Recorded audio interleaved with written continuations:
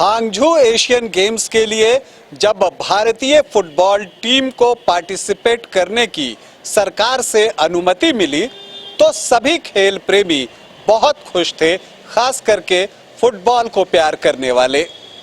और बहुत रिक्वेस्ट के बाद ये अनुमति मिली थी।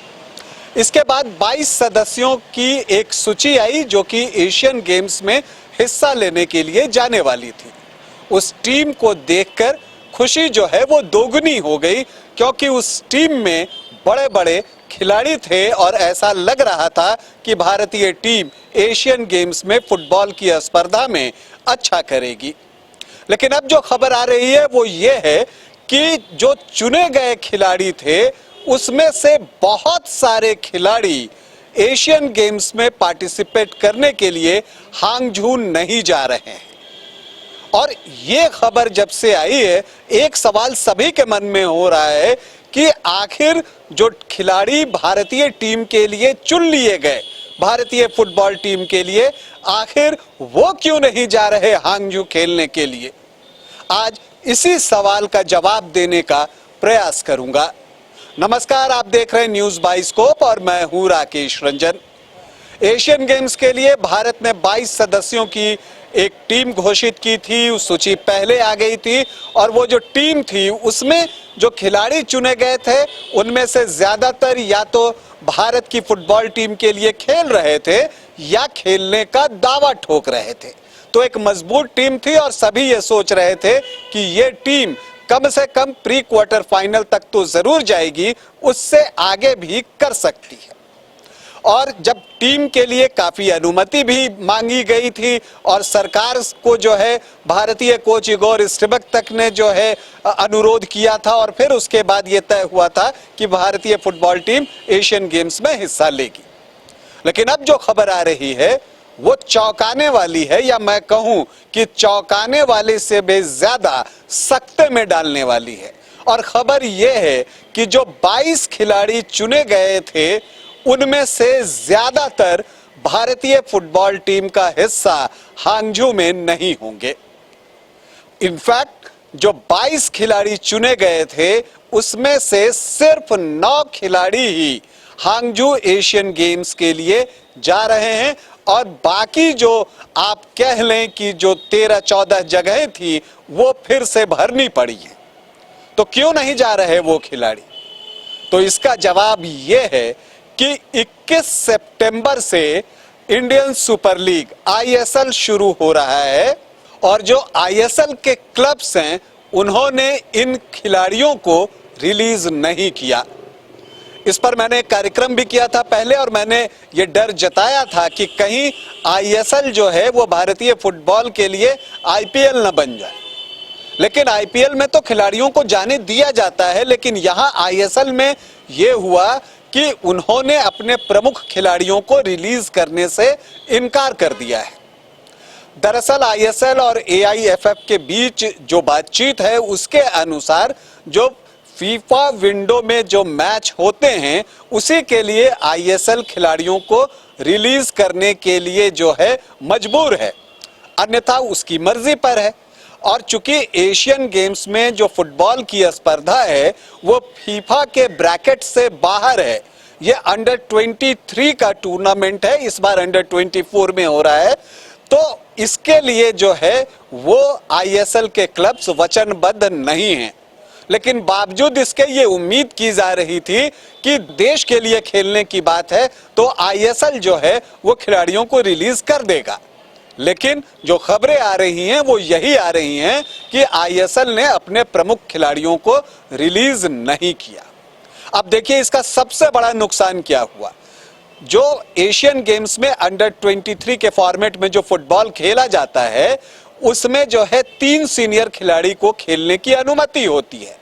तो भारतीय टीम ने जो 3 सीनियर खिलाड़ी चुने थे उनमें कप्तान सुनील छेत्री, संदेश झिंगन और गुरप्रीत सिंह संधू जो कि गोलकीपर हैं वो थे। लेकिन अब संदेश झिंगन और गुरप्रीत सिंह संधू को उनके क्लब ने रिलीज नहीं किया। और यही बात है कि जो डिफेंस है भारत का, जो कि सबसे मजबूत पक्ष है, वो एशियन गेम्स में कमजोर पड़ गया है, क्योंकि सिर्फ संदेश झिंगन को ही अनुमति नहीं मिली ऐसा नहीं है। अनवर अली और अमित मिश्रा भी आपको एशियन गेम्स में नहीं दिखेंगे। यहां तक कि मिडफील्ड में जैक्सन सिंह और महेश भी आपको नहीं दिखेंगे। तो इससे भारतीय टीम पर जो है उसकी संभावनाओं पर जो है वो असर पड़ने वाला है।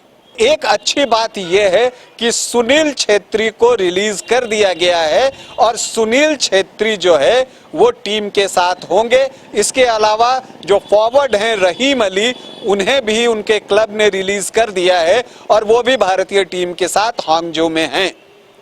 तो अब अगर हम आपको बताएं कि ऐसा क्यों हो रहा है, तो दरअसल जो आईएसएल के जो मैचेस होते हैं और जो आईएसएल क्लब्स हैं, उन्होंने जो है ज्यादातर विदेशी खिलाड़ी जो है वो फॉरवर्ड और विंगर्स के लिए बुलाए हैं। तो इसलिए जिन खिलाड़ियों को छोड़ा गया है, चाहे आप रहीम अली की बात कर लीजिए, यहां तक कि कप्तान सुनील छेत्री की बात कर लीजिए, ये फॉरवर्ड हैं।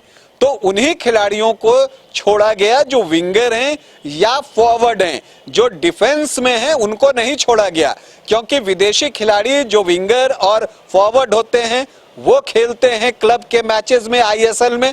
तो वहां पर जो भारत के फॉरवर्ड रहते हैं उन्हें अवसर नहीं मिलता, इसलिए क्लब ने उन्हें तो रिलीज कर दिया। लेकिन डिफेंस में चूंकि वो भारतीय डिफेंडर्स को रखते हैं, यही वजह है कि चाहे वो गोलकीपर गुरप्रीत सिंह संधू हो, संदेश झिंगन हो, अनवर अली हो, आकाश मिश्रा हो, किन्हीं को रिलीज नहीं किया गया है। लेकिन इसका असर तो पड़ेगा, और असर किस पर पड़ेगा? भारत की फुटबॉल टीम पर। जितना अनुनय विनय करके आपने अनुमति मांगी थी, उसके बाद ये माना जा रहा था कि आप एशियन गेम्स के लिए सीरियस होइएगा और अपनी बेस्ट टीम भेजिएगा, लेकिन ये बेस्ट टीम नहीं गई है। इगोर स्टिमक ने साफ कर दिया था कि वर्ल्ड कप क्वालिफायर के लिए और एएफसी एशियन गेम्स के लिए ये एशियन गेम्स जो है वो इंपॉर्टेंट है, और उन्होंने आईएसएल के क्लब से रिक्वेस्ट किया था कि वो खिलाड़ियों को रिलीज करें, लेकिन ऐसा नहीं हुआ। ऐसा क्यों नहीं हुआ, इसका जवाब कौन देगा? जो ऑल इंडिया फुटबॉल फेडरेशन के प्रेसिडेंट हैं कल्याण चौबे, अगर हम उनकी बात करें तो वो कहते हैं कि देखिए, इंडियन फुटबॉल सीजन के लिए ये बहुत हेक्टिक टाइम है और बैलेंस बनाना आसान नहीं होता। भाई, कल्याण चौबे को क्या ये पहले पता नहीं था? फिर वो सरकार से क्यों रिक्वेस्ट कर रहे थे कि आप टीम को जाने की अनुमति दें? आपने जो है कैलेंडर में एशियन गेम्स को शामिल ही नहीं किया है, इसी वजह से आईएसएल उन्हें नहीं छोड़ रहा। अब देखिए कि भाई क्यों कैलेंडर में शामिल नहीं किया, तो चौबे का कहना है कि दरअसल आम चुनाव आने वाले हैं, इसके अलावा मौसम का भी हमें ध्यान रखना है, तो जो समय है वो बहुत कम है और उसी में हमें सारे इंपॉर्टेंट जो इवेंट्स हैं उनको निपटाने हैं, इसीलिए जो है ये कैलेंडर में नहीं था। लेकिन इस जवाब से संतुष्ट होना थोड़ा मुश्किल है, क्योंकि एशियन गेम्स जो है वो एक बेहद महत्वपूर्ण खेल आयोजन है और उसमें भारतीय टीम बेहतर करे, इसकी जो कामना है वो सभी कर रहे हैं।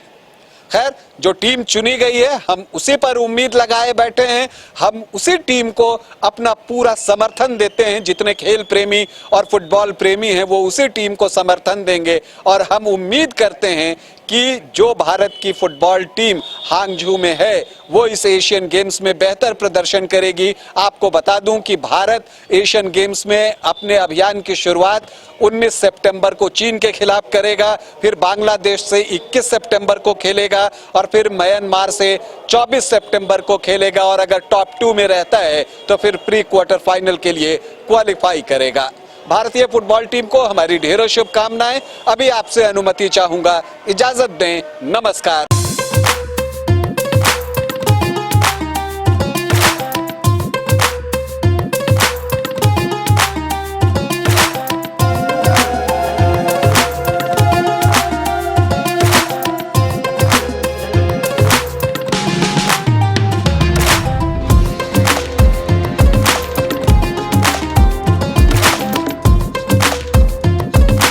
IIT जी नीट एस्पिरेंट्स के सपने को पंख देने आ गया है।